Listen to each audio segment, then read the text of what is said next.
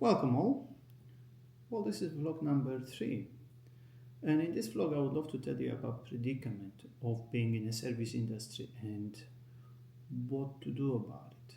So let's just define it. What is a service industry? The name, the definition is in the name, means that you're servicing someone actually requires you to go and do things. So this is really broad spectrum of population have that sort of jobs. All the jobs that you have to go and do things, service someone else, and this is pretty much majority of people.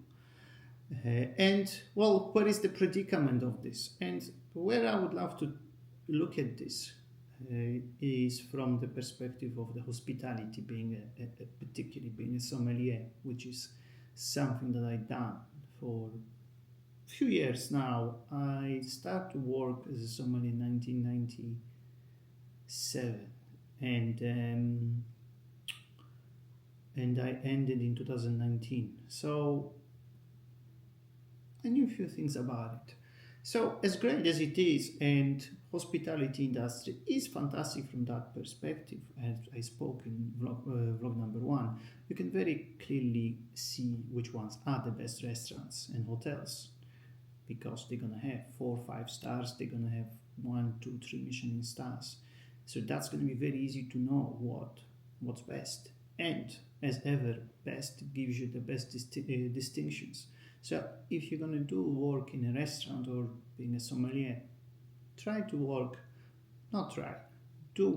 at the best restaurants, hotels you can find, because you're going to learn the most, and the job is pretty much, you will have to still do probably in those 2, 3 Michelin star restaurants, 5-star hotel, everything will be more demanding. However, you will work with higher quality people, and that's what life is really all about. So where is the predicament of it? Well, the predicament of it for last probably a decade really, and that's how long it's carry on, is the fact that salary hasn't moved. So let me just give you a few numbers based on my research on sort of London scene. Sommelier had so many positions, range between 40 to 80,000 pounds a year, gross salary. So let's just confuse it here, gross and net, 2 different numbers. So with 40,000 pounds gross, you're going to take around 2.5, 50, you're going to have about 3,000 pounds to your pocket, and at sort of highest level, sort of 80. And this is very much as well kept. 80,000 pounds, there are some jobs that pay that salary, but there will be very few of them. So those 80,000 pounds, you're making around 4,500 pounds a month net. Now, and is it a lot of money? Not quite. Let's add things up, because you will have to live somewhere zone 1 to 3, because you need to be, because those places, particularly in London, is going to be central London, so zone 1. So that means you need to buy a travel card that's going to cost you 260. Then you will need to get a rent, council tax, and so on, all the media. And that's going to be very easily to 2,500 pounds. So without even doing anything, you're going to have to spend 2,500 pounds off 4.5. And I'm not counting the food with that. So let's say you're going to add some type of food and a little drink here and there. You're very quickly spending well over 3,000 pounds. And that is the problem. And why is it the problem? Because those salaries, they haven't moved. And I worked for Jason Atherton for Poland Social back in 2014, and that's what I was getting. I was getting 50,000 pounds a year. So that gives you an idea. And this is the problem. This is your problem, because I don't think waiting for the government is going to make you any good. So that's the predicament. That's the problem. Okay, well, I've got this job I like. great 5-star hotel, 2-3-star restaurant, fantastic guy, good knowledge, so many, etc. And that's the sort of trap that you in. That's a predicament, because that's all there is to make. But let's don't cry about it. What to do about it? But I was in that predicament, and I've decided to set up my own company that worked out extremely well. I'm not saying this is what you should be doing. Unless you want to do it, then that's a different conversation. However, there is a lot of opportunities that you have being in those establishments and servicing those, let's just call it high level the clientele, high net worth individuals, and so on. Well, you can, and I would, start your mailing list. Write about wines once a week. Send it. Talking about vintages, growers, style of wines, food and wine matches, etc. Right? Because you already have that knowledge and you're going to be building. And I believe the building the mailing list is always worthwhile. And you can tell about it all your people that you encounter. And why would you build the mailing list? Because that could be a potential mailing list of the people who trust you, who follow you, who can buy from you.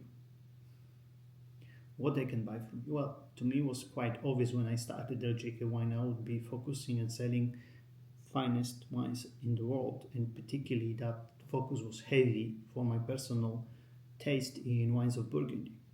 But as well, we do Bordeaux, we do Rhone, we do a bit of California and so on, Rhone Valley, Champagne, but pretty much those are the sort of regions that I happen to have the interest in. Because I think with all that mailing list, what is as well important and what helped me, I believe the things you do additionally, it should overlap between things that you know, things that you enjoy doing, and the third, equally as important, something that there is actually demand for and people paying for. So this is the sort of Venn diagram where those things, these circles, where all this interest overlap. But there's a lot more to it. I mean, when you actually work in those hotels, restaurants, so on, there's a lot of regulars and successful one as well. Because that's, well, think about it logically. Where does the successful people, wealthy people go? They go to 2-3 Michelin star restaurants and to 5-star hotels. There's plenty of them there. Just have to open an eyes and just have a conversation. So this is where I would start, and start building your network, because it might happen that you start to sell something, or you started to be representing some kind of products, glassware, etc. So there is, I think, a lot of opportunities for you there. You just have to build it. That, okay, well, I always need wine glasses at home. Well, just go on my website and you can buy them there. Of course, saying all that, you have to be aware that there's some contractual obligations that you have working in those establishments. So just check that. However, I think most of them, they wouldn't mind, because this will be additional skill. And putting those things together helps, because you make, one, the most important, you're getting out of your comfort zone, and two, you start to selling something. And if anything, my grandfather, who was a very capable salesman, he understood this extremely well. He used to say this to me when I was a boy. I just didn't understand what that means. Is in Polish is deko handlu lepsze jak kilo roboty. Basically, what it means, 1 decagram of the selling is better than 1 kilogram of work, and that's very true. That's very, very true. That nicely leads me to second point that I would focus on. What I see with particularly sommeliers, and there is that chase of the Master Sommelier, Master of Wine program, and it's very good. I done that chase. I learned a lot about it, and sadly I didn't manage to get all the way.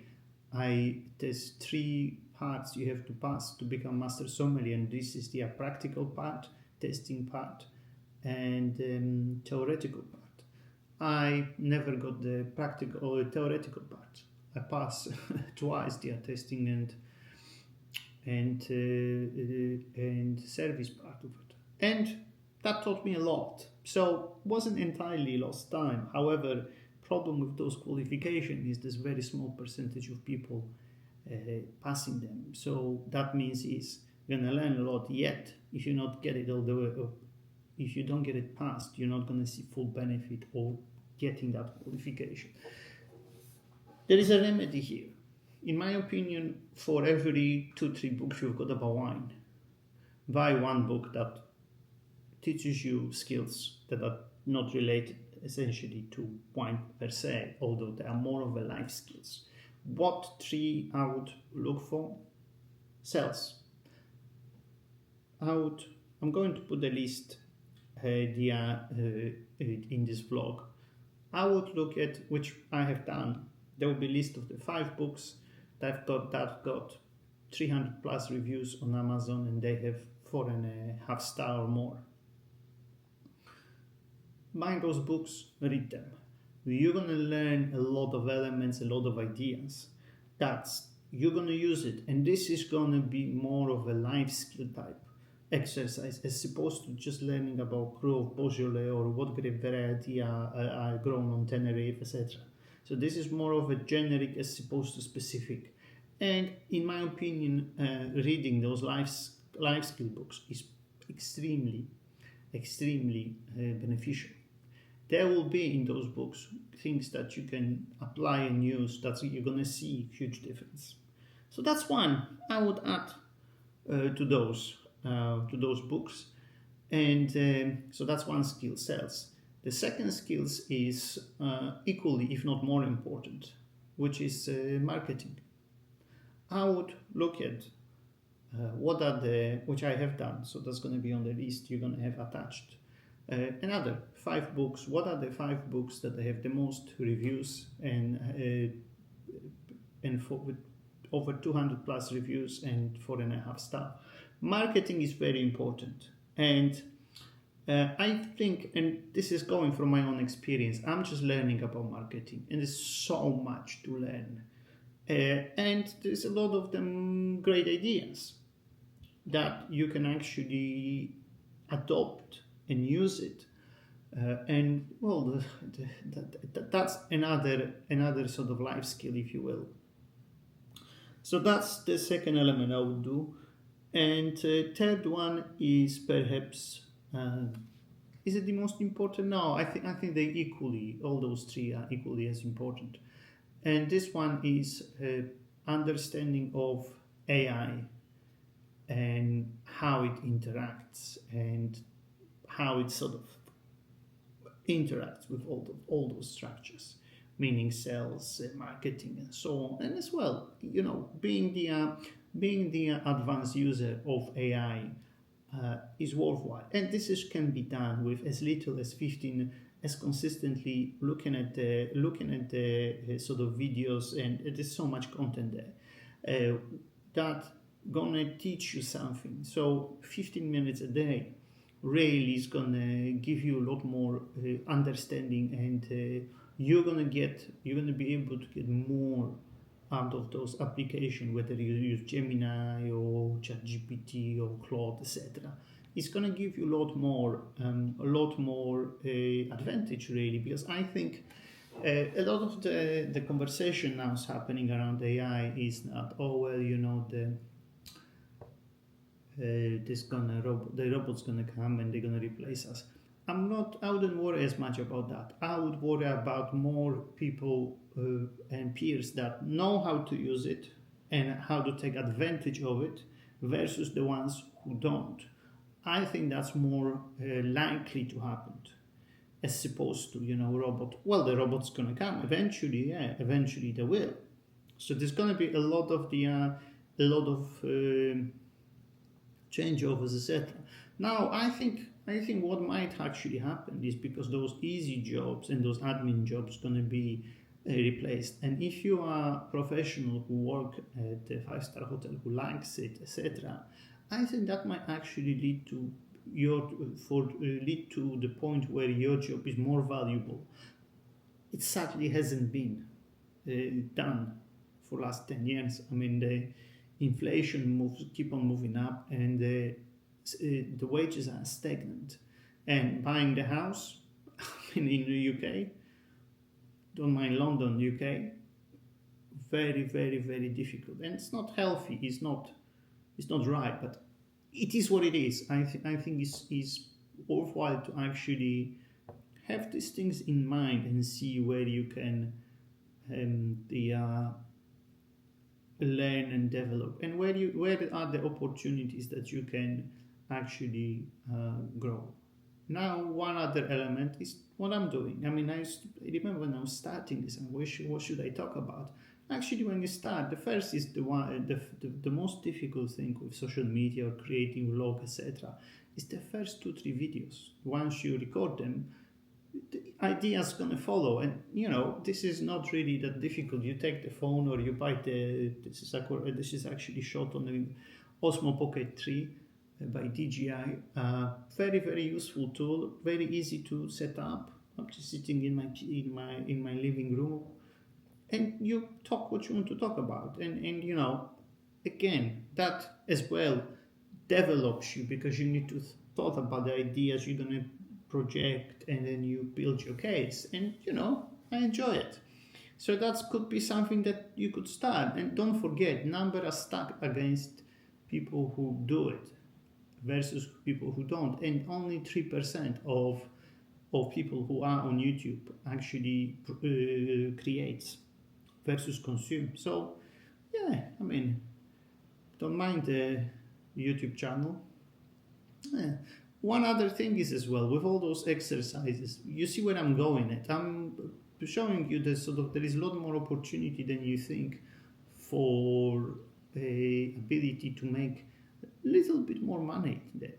And don't forget, 70-80% of problems you're gonna ever have in your life, they're gonna be solved with money. So they're not important. I think they've got the significant. I'm not saying they're the most important, but from my own perspective, certainly since I run my own company, one of the best part when you have the money is the fact that you don't have to worry about them. So worth considering all those elements and additions to build yourself. Now, don't forget, quoting one of the entrepreneurs, very successful one from UK, called Rob Moore. Remember, if you don't risk anything, you risk everything. And on all that note, I wish you all the best. One other thing is, you will find the YouTube, you will find my email in the description. If you want some advice, help, let me know. I had some great people who did that exactly, who helped me and advised me and guide me, and I think that's incredibly important when you climb the tree, when you climb the wall. I mean, you have to know, number one, that the ladder is against the right wall, and the second thing is, which is equally as important, that the person who holds that ladder when you go up knows what he's doing, so you're not gonna fucking fall down. That's very, very important. So that's that. All the best to you all. Let me know in the comments what you make of it. And lastly, if you go to the end of it, clearly you get some ideas and some benefits from that video, do us like and a follow. We would appreciate that. It will help us grow. Wish you all the best. Go for it. Speak soon.